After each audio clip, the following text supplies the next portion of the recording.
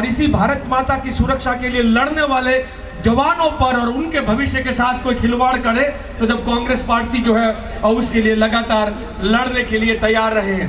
भारत की फौज का यूनिफॉर्म पहनना मैं समझता हूं कि हमारे हमारे समाज में और हमारे देश में इससे बड़ा सम्मान और कोई हो नहीं सकता। जिन नौजवानों को एक दिन भारत की फौज का यूनिफॉर्म पहनना है, उन नौजवानों से आपने निवेदन किया, सोनिया जी ने निवेदन किया कि अभी हिंसा का साथ नहीं लेना, तुम्हारे साथ हजारों हजार लाखों लोग खड़े हैं और एक दिन वो आएगा जब सम्मान के साथ, तालियों के साथ, गिड़गिड़ाती तालियों के साथ हम आपका स्वागत करेंगे और आपको भारतीय फौज में हम देख पाएंगे, ऐसा हमारा विश्वास है। और इस सवाल को लेकर हम आगे बढ़ेंगे, हमारा समर्थन आपको रहेगा और हम इसके लिए अथक प्रयास करेंगे। लेकिन एक सवाल दूसरा है, दूसरा सवाल एक कल्पना का है, इसका भी उल्लेख हुआ यहाँ।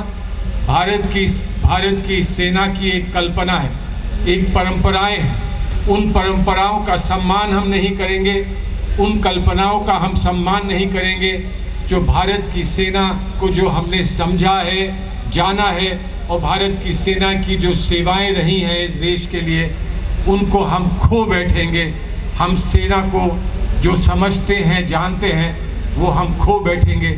और इसलिए आज ये खिलवाड़ भारत की अस्मिता के साथ है, ये भारत की सोल के साथ है, ये भारत की आत्मा के साथ नहीं, ये सिर्फ कोई नौजवानों के साथ नहीं, बल्कि भारत की अंदरूनी आत्मा के नाम है। ये भारत की आत्मा के साथ खिलवाड़ है और इसलिए ये हमारा विश्वास और ये हमारा संकल्प कि हम अपने आप को समर्पित करते हैं। हम हर बलिदान और कुर्बानी के लिए तैयार रहेंगे कि जिस कुर्बानी ने इस देश को बनाया है, जिस कुर्बानी ने इस देश को सुरक्षित रखा है, जिस कुर्बानी ने हमको आगे विश्व में एक सम्मान दिलवाया है, एक जगह दिलवाई है, उस कुर्बानी को हम नहीं भूल सकते। हम हवलदार अब्दुल हमीद को नहीं भूल सकते। हम उन सभी लोगों को, लेफ्टिनेंट बत्रा को, हनीफुद्दीन को, उन सभी शहीदों को नहीं भूल सकते जिन्होंने भारत को भारत की पहचान दिलाई है, जिन्होंने सुरक्षा हमको दिलाई है, जिन्होंने हमको आगे बढ़ने की हिम्मत दिलाई है।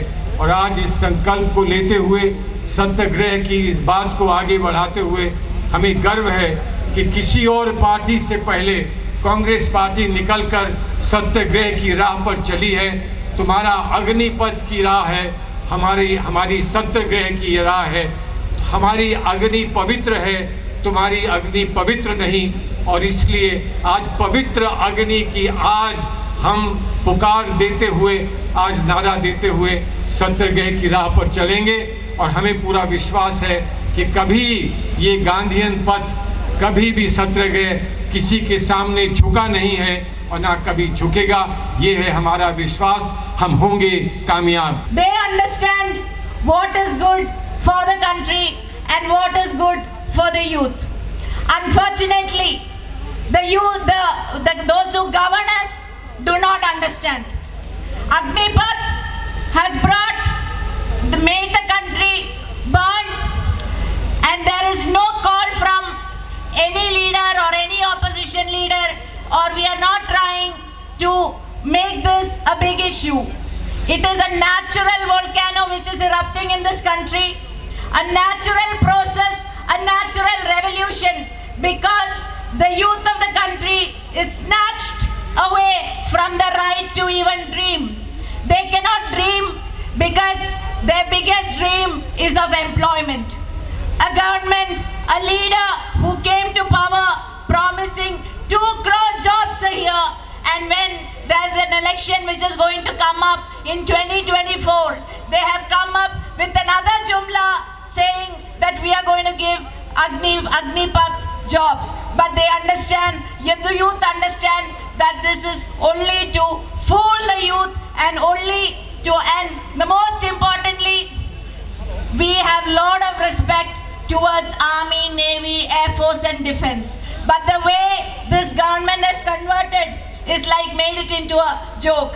We say in one voice, opposition says in one voice, Agnipath वापस वापस लो, मोदी जी अग्निपथ वापस लो.